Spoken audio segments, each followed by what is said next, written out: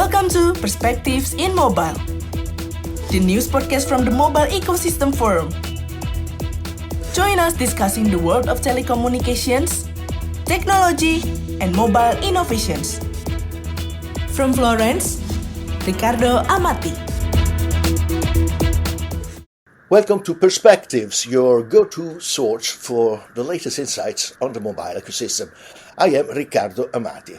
In this episode, we are diving into one of the most pressing issues in mobile communications, fraud and trust.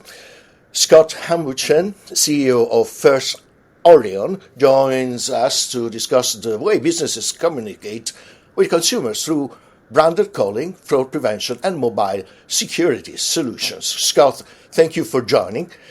Thank you, Ricardo. Happy to be here. Did I pronounce your surname correctly? Scott Hambuchen with First Orion. Yes. Hambuchen. I was sure I was going to miss that one. Hambuchen. Sorry about that. Anyway, thank you very much for being with us. With mobile phones now at the center of our daily lives, we'll explore how companies like First Orion are tackling the rising tide of robocalls, spoofing, scam risks, and why consumer trust is more important than ever. Scott, First Orion is involved in a variety of mobile ecosystem activities. And could you give us an idea of the company in a few lines, if you can? What are you guys doing? Sure. Thank you, Ricardo. First Orion's about 15 years old, and we started out trying to help consumers get rid of unwanted phone calls. And that really blossomed into a relationship with carrier networks, and specifically T-Mobile, our largest customer. We help protect T-Mobile customers from unwanted calls and scam calls to the tune of sometimes hundreds of millions a day. First, very interesting.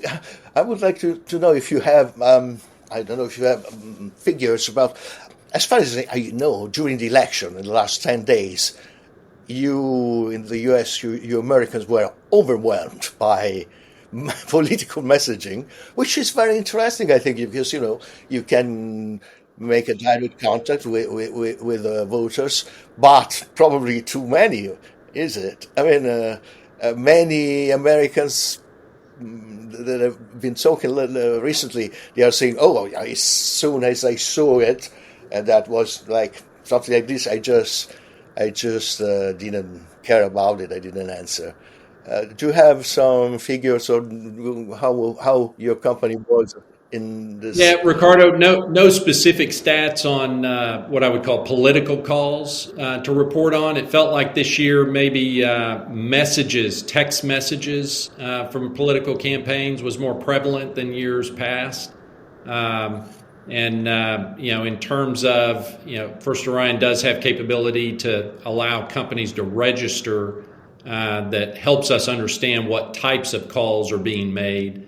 Of course, we use that information to, for some subscribers that want to know, we can identify if it was an account services. What's changed in the mobile space that made your kind of services so critical to both businesses, consumers, and as we were saying, voters and citizens in general? Yeah, I think probably the most significant change for us over the last couple of years. Early on, we had focused on protecting consumers from unwanted calls, and I think we've done a very good job of that, certainly on the T-Mobile network. And what we found is that businesses, legitimate businesses, trying to reach their customers through the carrier network over a phone call, were having trouble getting consumers to pick up and respond. And in some cases, those are important calls that you probably want to take, but as a consumer, we've all been trained not to answer the phone call if we don't know who it is. And so this concept of branding a phone call has become very prevalent, helping a business identify the business's self to the consumer that's being called so that that's my doctor's office, or that's the person coming to deliver a specific package. So those, when a consumer knows who's calling, especially for an unexpected call, they're way more likely to pick up that call. So how does it? I mean, what does the audience say? How do business and consumers like this transparency? What feedback do you have? Well, the consumers love it. We've actually really, as far as complaints, we really don't see any complaints with respect to a branded phone call. I think the stats we use are somewhere around 80% of calls go unanswered if the consumer doesn't know who's calling. We've been able to really change that, and the beauty of it is, even if the consumer doesn't answer the phone, the leave behind in the call log still has the name of the calling party. And so we see callbacks at a more convenient time. Or, get this, in some industries, the purpose of the call was to get the consumer to take an action. And so the consumer may actually take action without ever having to return the phone call. So really positive, interesting benefits out of these branded calls beyond just the pick up and answer the phone.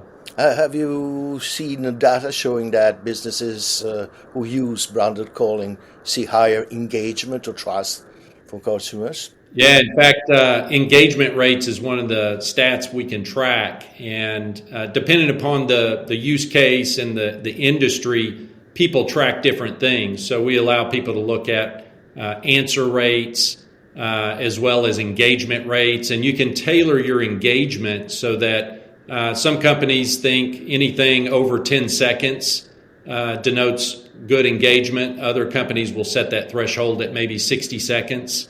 And so customers can measure their improvement with respect to answer rates. Depending on their goals. Right. Products about scam prevention and mobile fraud, do you have something in this area as well? Sure.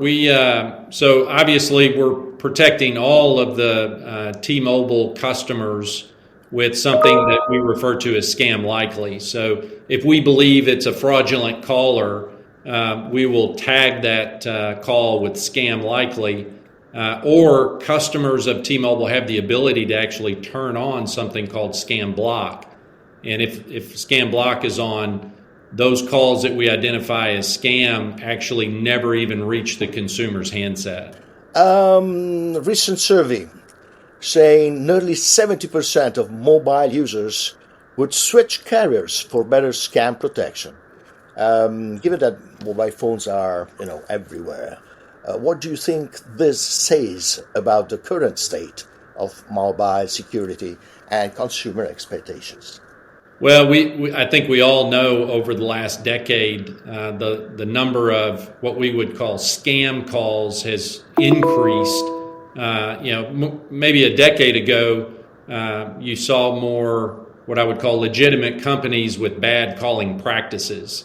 And through a variety of initiatives, some of that government sponsored with regulations, other rules, regulations put in place by the carriers themselves and calling practices. I think we've really cleaned up that industry of legitimate companies to create better calling practices. But now what we see are more what you and I would refer to as a scam or a fraudulent call. And so these are people trying to deceive a consumer out of either data about themselves or financial information that can be used to extract money. And that's really the bulk of what our call protection solution is focused on, is identifying those bad actors and ensuring that we weed them out of carrier networks. About artificial intelligence, you use AI and predictive modeling, if I'm correct, to help identify fraud before it happens, isn't it? Correct. And how effective is this technology in stopping scams? What role does it play in real-time detection?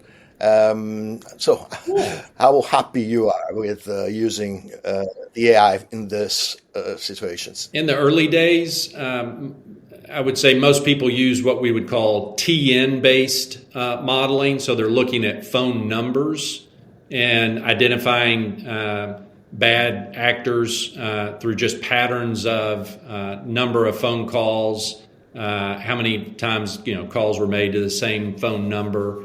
And that worked well in the early days, but one thing we've learned is that the bad guys, they continue to evolve calling behavior in order to get through to consumers. And so that's where probably the next level of modeling and scam identification came into play. Instead of looking at just TNs, instead of looking at just the phone number, looking at the actual call itself and any of the data elements in the call that's coming through. And that's where what you and I would call AI today can really detect things that the human eye can't see. Subtle nuances with those calls over a period of time. And as you train the models, we're able to detect these things in real time so that our objective is to catch the bad guy on the first call. We really work to do that, because what the bad guys have identified is that I can't call you from the same number over and over again. That's too easy to identify.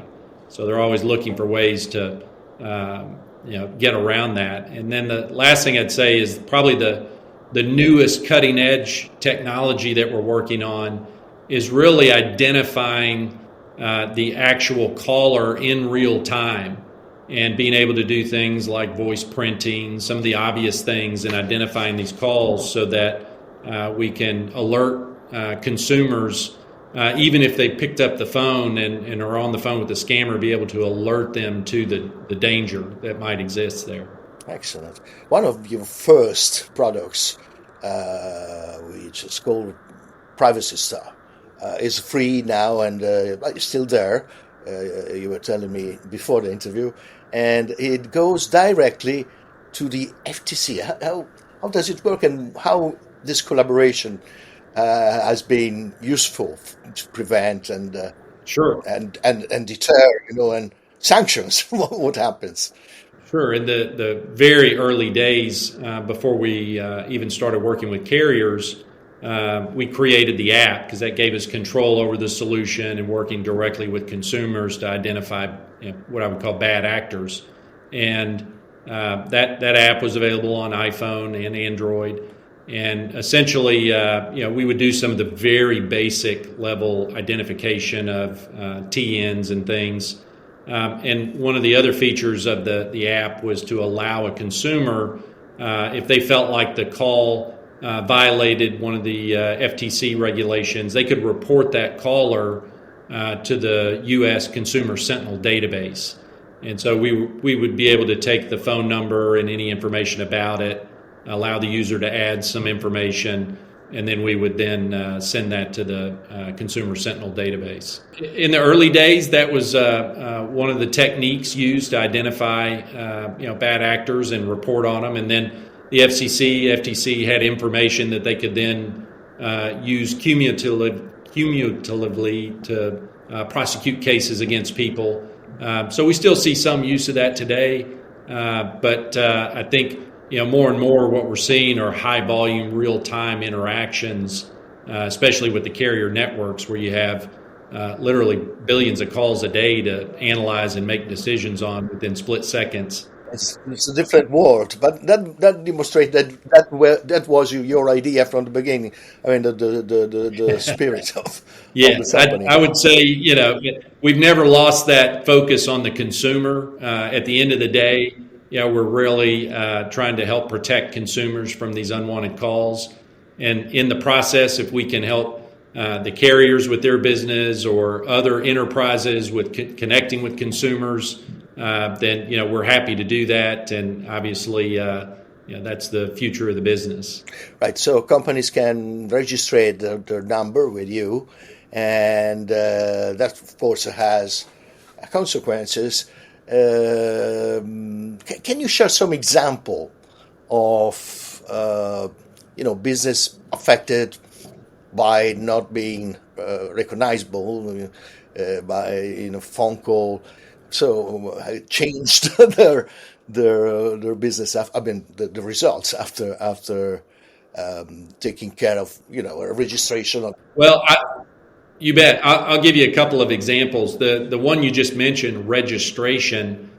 So registration is free, and any legitimate company has the ability to go out and register their business and their phone number and information about their business with First Orion. And we then use that information in our analytics to ensure we get the best outcome in terms of identifying that caller into the carrier networks. Now, if the company wants to actually take control of their branding, their display when they're calling consumer handsets, they've got the ability to purchase products that give them that control. And so that branding is up to 32 characters. And Ricardo, some of the really cool stuff going on now is allowing those enterprises to end-to-end authenticate their calls. So they've got more security built into their phone calls, as well as the ability to apply a logo so that when you and I get a call from one of these enterprises that use branded communications, we can see the company name, we can even see a logo for the company, and on some handsets we can even see reason for call. Really good information that helps consumers understand who's calling, what's the call about. So when I answer that phone, I'm prepared to engage with whoever's on the other end. What's interesting here is if that works well, it's good for the company, because I think now, I mean, they do crazy things, pretty useless, probably 90% of some companies are doing in terms of ads, and the consumers, because there is transparency. About consumer expectations, Scott, of course, the rise of robocalls, fraud, scams, changed the mobile ecosystem. What do you think businesses need to do to restore trust in mobile communication, and what role First Orion has in this process? Sure. A couple of them we just talked about, right? Registering, that really helps not only ourselves, but other analytic firms that do what we do for the other major carriers. The more information we have about businesses and the purpose of their calls, the more accurate the information we can report to a consumer. So I think that's a given. That's been happening over the last couple of years. The evolution of the branding benefits both the business and the consumer.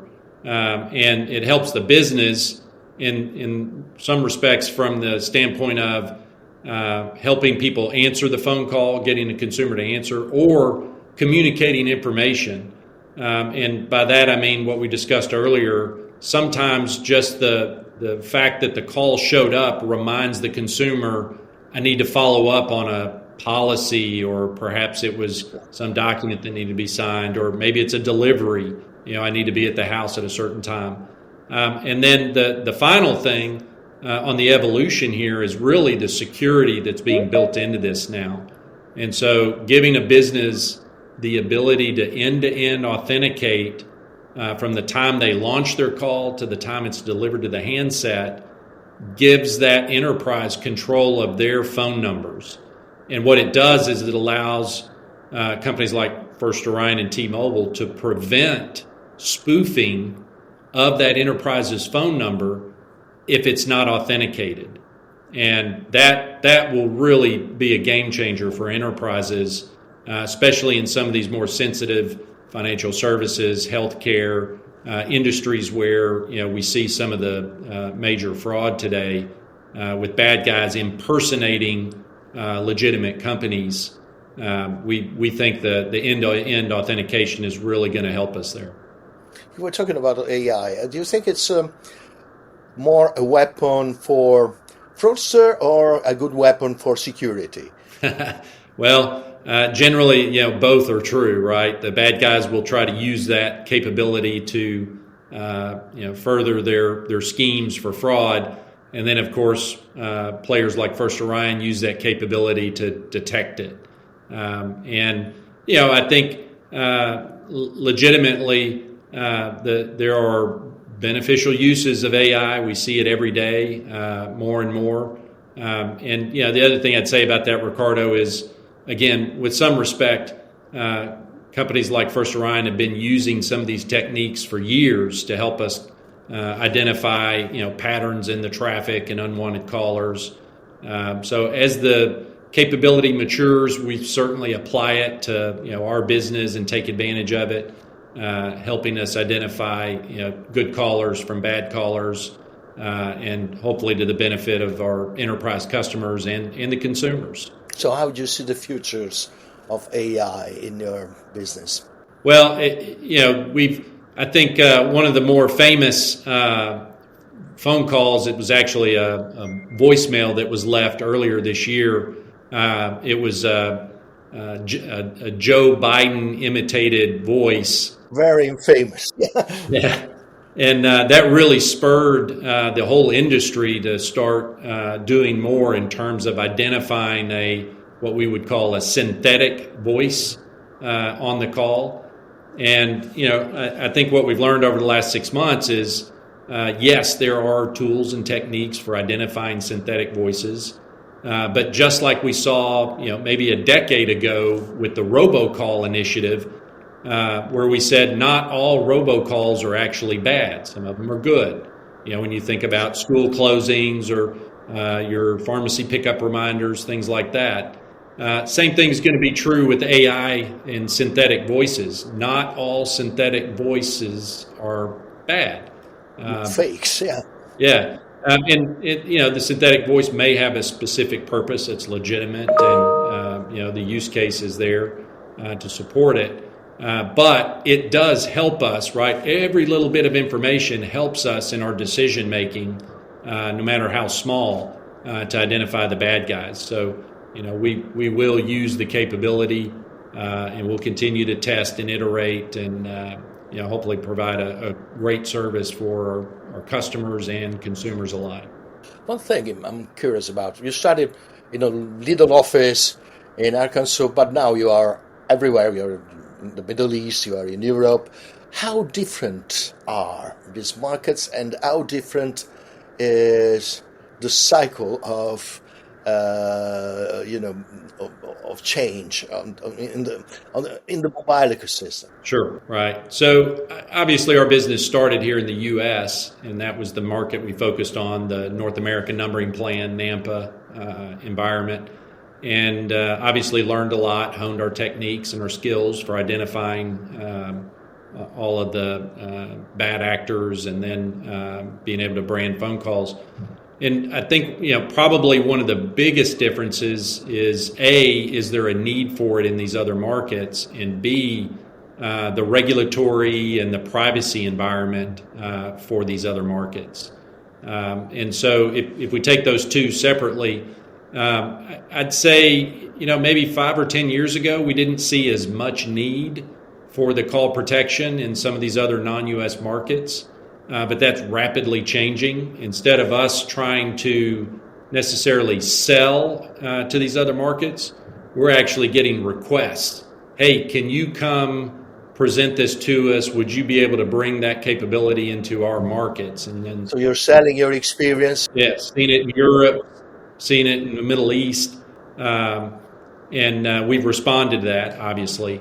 And then the second part of it, the regulatory aspect of it, definitely some differences and nuances with regulations, certainly with the Data Privacy Directive in Europe, and then what some of the Middle East countries require. We've been able to use that information to look at, okay, how do we bring this to market? Things like CP&I, or very some respects it's the same information, but how it's treated can be very different in these other markets. Having to have the data located in one of the European markets or in a country in the Middle East is become important. So how do we take our capability and deploy it in those various markets? And then some of the usual stuff, language barriers and being able to be responsive to that type of market request.